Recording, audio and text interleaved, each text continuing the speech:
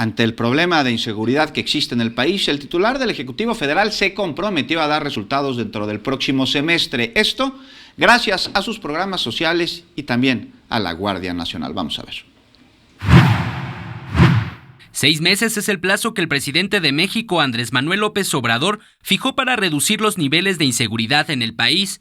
Dijo que el objetivo será posible gracias a la constitución de la Guardia Nacional, cuerpo de seguridad que ya fue aprobado. No había protección para la gente, no habían cuerpos de seguridad, no se le permitía ni al ejército ni a la marina hacerse cargo de la seguridad pública. Añadió que con la consolidación de los programas sociales también se verá reflejada la disminución de la inseguridad y destacó el bienestar que se busca en los jóvenes mexicanos para evitar que sean captados por la delincuencia. Que los jóvenes tengan garantizado el estudio y el trabajo.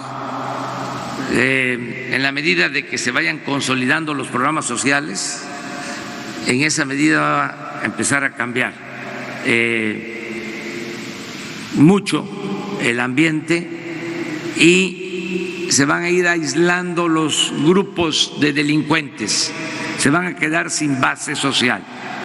El jefe del Ejecutivo informó que en el caso particular de Veracruz se hizo un análisis de lo que está sucediendo y garantizó el apoyo a los gobiernos estatales y municipales para que puedan dar paz y seguridad a sus habitantes. Eric Pinto, 21 Noticias.